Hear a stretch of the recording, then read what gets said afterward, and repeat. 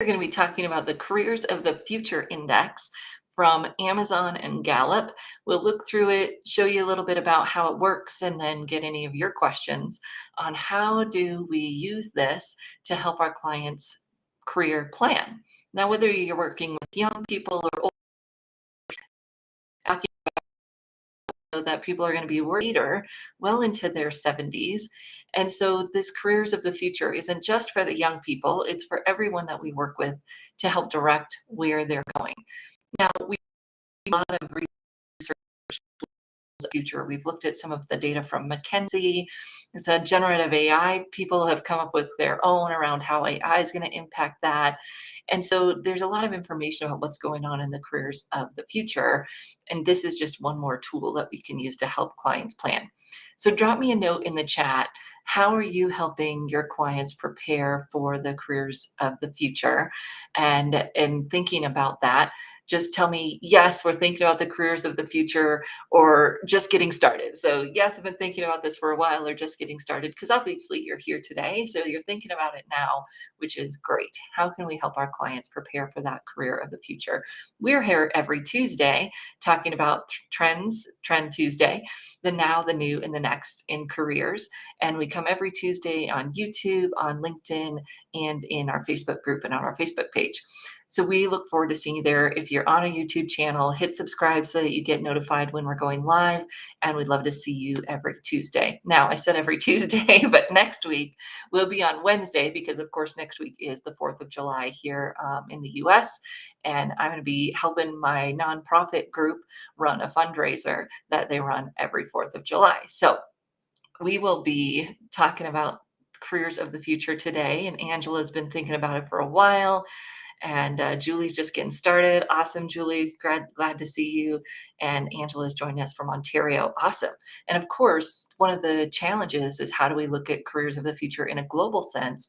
Because one of the things we know about careers of the future is that they're going to become more global, and that global supply of talent is going to change the global demand and some of the geographic specific demand for careers.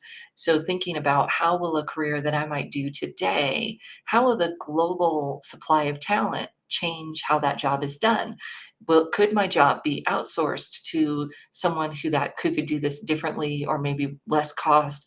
We're going to be thinking about all of those things today. Yes, careers of the future. Yay. Okay, so let's look at this tool that was put together by Amazon and Gallup. And from what I understand, and I kind of read, and you can download the full data if you like to dive into the data. I've done that and downloaded and gone through it a little bit. They're looking at many different data sources, and they're looking fairly globally because Gallup does global research.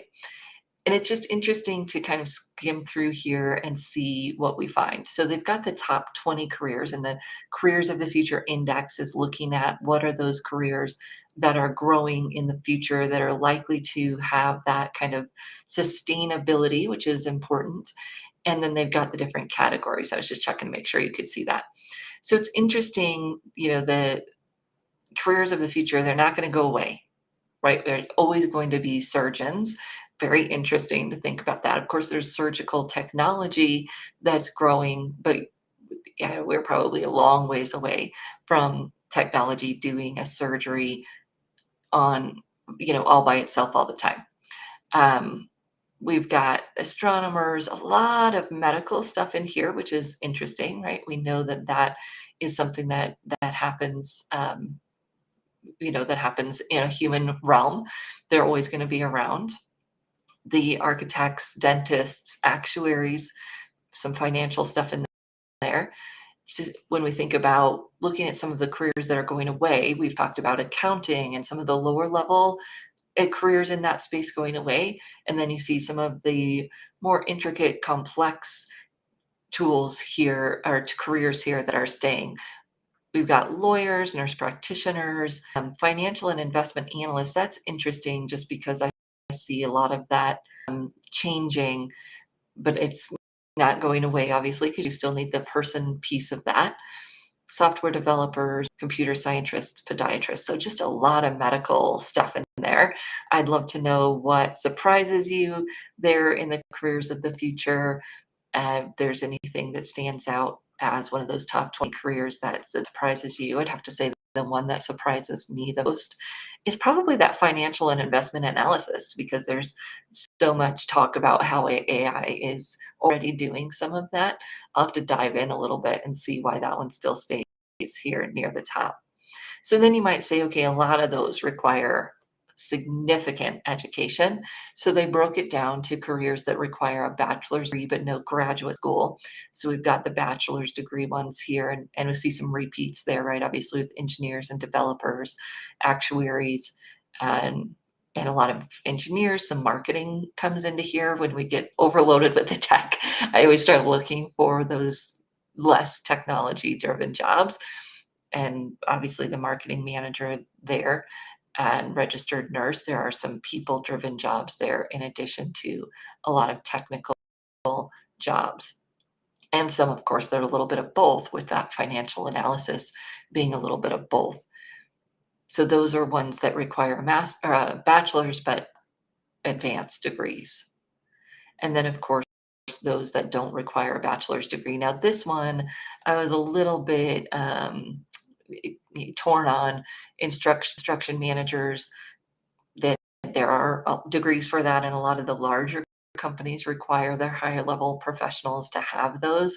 So that one I'm a little bit like, I guess you can do that job without a degree. Companies may move more towards that, but there's always going to be some ceiling, I think, without a degree in that. Maybe even this industrial production, plant operators, those types of jobs, a lot of engineer degrees or even 2-year degrees doing some of that. And these jobs don't say that they might not require a 2-year degree, obviously. The air traffic controller, um, entertainment recreation manager is an interesting one for just a different way of thinker that obviously wouldn't be the technology people, but they're going to have some opportunities in this space, and just a lot of diversity here, which is nice. A lot of diverse careers in this place. Oh, the site. That's a great thing. It's a really long, weird URL. I will grab it and put it in the chat. You'll see it in the chat everywhere except for LinkedIn. So I'll grab it here. If you are following along and you're in LinkedIn and you can put that link into the chat for the LinkedIn folks, that would be great. If not, I'll go back and put it in later. But it's this Gallup and Amazon Careers of the Future interactive. Just a bunch of resources that they gathered, a bunch of data. And I mean, obviously that's Gallup's specialty. And then you see some career rankings. Now it's interesting. So you remember last week we talked about how is AI impacting women? Will this, impact careers for women disproportionately? I do see a lot of kind of stereotypical male careers in the list so far. Lots of technical, physician, but also we see a lot of stereotypical female careers. Nurse anesthetist even, although I think that trend's a little bit male, it doesn't need to. There's a lot of that. There is a lot for females there as well, but probably more dominated by men. And so this kind of goes through that. That obviously this is going to favor men. And so the disproportion of that, and some of them favoring women. And you could look through this gender list, and some of them aren't so determined by gender, or focused on one gender or another. And then same with the racial ethnic proportionality, and looking at jobs that tend to not have that much ethnic diversity, and then going down to jobs that are less segregated, if you will. So a lot of interesting data there, important for us to understand for our clients. Where are the jobs? What's growing and what does that look like? Now, what I love about this is that it's not just about these jobs. So we could look at the trends and say, okay, there's a lot in technology engineering. There's a lot in healthcare.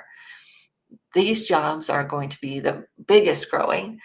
But looking at that trend, I can say, okay, healthcare, and especially personally connective type is not going anywhere.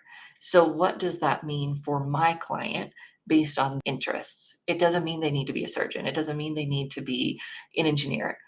But I can look at that trend and say, okay, how could my client, with their interests, with their skills, with their what's the right word? Interests.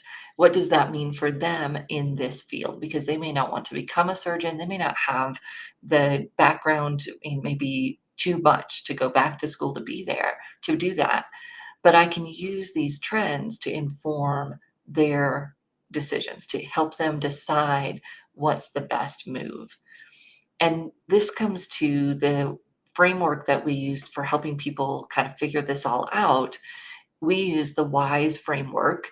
So, what drives me or motivates me at work? That the W is the values. In what industries will I thrive? That's the interests or passions or fascinations, as Elizabeth Harney always calls it.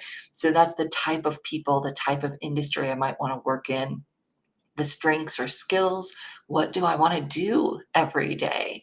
What's, not just what can I do, although that's important when we look at your skills, but what am I interested in doing as skills every day, the tasks that I'll do. And then the blue part is something that a lot of these models in the careers industry space don't really pay attention to, and that's what do I already have experience in. And when we're working with mid-level career changers, they don't necessarily want to start over, and what differentiates them is their experience. So we want to help them connect the dots between their experience and these new things they might want to do, and leverage that experience to not have to start over. And the only way we can help them do that is by going through their experience, talking through it with them. What have they enjoyed? What haven't they enjoyed?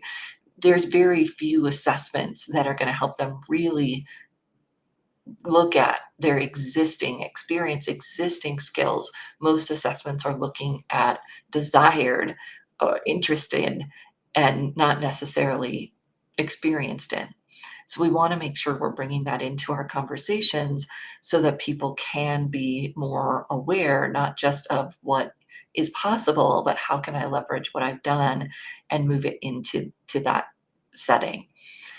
So I know many of you are using tools in those areas. We've got values card sorts, we've got interest card sorts, and we want to be careful of getting too focused on one thing or the other. Skills are important, interests are important. We talked a few weeks ago how passions can be important, but they can also be limiting, because oftentimes we're only passionate about things we really know about. And there's a huge wide world of careers that most of us aren't aware of. And if we let our passions drive us too much, we're going to stay in the lanes that we've always known, and perhaps not have the opportunity to explore these kinds of careers that are growing. So love about this kind of index is that it just opens our brains to other things we may not have ever thought about. And we could have a conversation with someone about how do their skills, values, and interests connect with these careers of the future. Not necessarily specific, like one-to-one matching in, but what does that mean for you? What could you do in this realm or in that realm that shows this promise for sustainability, versus feeling like you've got to shove your, kind of round peg in a square hole because it says this is what's the careers of the future. Why? Because these things might change in a few years. One of my favorite classes I used to teach at the Workforce Center in Fort Collins was around career decision making. And of course, we know that the Workforce Center, it was set up that people couldn't get funding to do training unless the occupational handbook said that the career was growing. I understand the mentality behind that. But since the occupational outlook handbook was usually a few years behind, it was sometimes frustrating. I had a client we were coming out of the Great Recession. Real estate was booming because we'd had the drop and now it was coming back up. But the occupational handbook was behind. And so it said real estate was not a growing career. It showed it as actually a shrinking career, fewer openings, et cetera, in the next few years, because it was based on that data that was taken right after or right during the Great Recession. And so I don't know if they would have paid for that anyways, but it was like not even an option because it didn't show as a growing career. That's the challenge with this kind of data, is that things move and they move frequently, and we can look at trends, we can look at predictions, and that's important. But we don't want to dissuade someone from doing something they're really excited about. What we can do is help them connect it to where things are going in the future. So if you wanted to go into real estate today, still a growing career, but we'd want to pay attention to what's going on in the tech space in that industry. More tech companies coming in, some of these low cost models where you can sell your home for cheaper without an agent. We would just want to look at that and figure out, how will she succeed? And this was a woman, so let's just say she, how would she succeed in this new world of technology? Not that the technology is going to replace every real estate agent, because it's not. It may slow the growth of real estate agents. It may not, I don't know. But that's just things for us to think about and to consider as we plan. But if it's something she's really passionate about, we don't want to right away say, oh, that's not a good thing because it's not growing. That shifts, that changes, and there will always be a need in most careers as it shifts. People just have to be careful of understanding how that shifts happens. So I'd love to hear from you. If you have a moment, you come back, watch the replay or something. Have you seen that, where people had a career or they're interested in a career that wasn't necessarily growing, and then things shift and all of a sudden it is growing again? Or maybe something's growing in your region, even though some of the data says it's not, like manufacturing here in Northern Colorado, for instance. Manufacturing is booming, and there's way more jobs, and the community colleges are trying to train people because there's not enough people. Whereas when you look at the kind of global data, it says manufacturing is shrinking. So there's always going to be those pockets, whether it's geographic or whatever, where our clients are going to have opportunity, even though it doesn't fit into the global norm. That's why we start with what is their kind of wise approach. What are they interested in? What are they passionate about? What are their skills and values? And how does that align to jobs? And then we can kind of overlay the labor market information on top to do our research, to figure out how we might make something happen, but not let it guide too much how we're helping someone get that foundation of what they want to do and how they're going to be successful at work. All right, everyone. So that's fun. Check out the Careers of the Future Index. Let me know what you think. If you see other resources that are talking about jobs of the future, come back and drop those here as well. Love to kind of gather all of those resources. We are getting ready for our Tech Jam, and this is just one of the amazing things that I've been digging into. So there are more than a dozen apps that say they will use AI to help you prepare for an interview. So Udly is one that we've seen before, I've kind of demoed, but there's a whole bunch of them that are either specific to interviewing or more general communication coaching apps. So one of the things I'm going to do during Tech Jam is go through all of those, talk about the pros and cons, what do they do, what don't they do. I'm going to do a similar thing with the AI creation of presentations. So new technologies coming out where you can tell it what you want and it'll make your slides for you. And it's amazing, but does it really work? That's what we're going to dive into during Tech Jam. Then we have presenters coming to talk about the job search services like Teal, where it helps you make your job search more efficient. David Fanos coming from Teal to talk about that.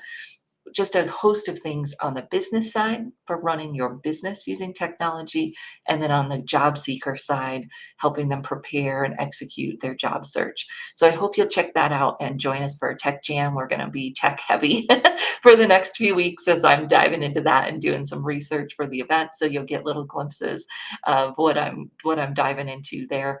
And if you have any technology or any other topics that you think we should cover, let me know. We'll be here again on Wednesday next week for the 4th of July week, and we'll be on Wednesday for Trend Tuesdays. Then we'll be back every Tuesday to talk about the now, the new, and the next in careers. See you back on this LinkedIn channel, or you can join us over on YouTube. Thank you, everyone, and I'll see you next week.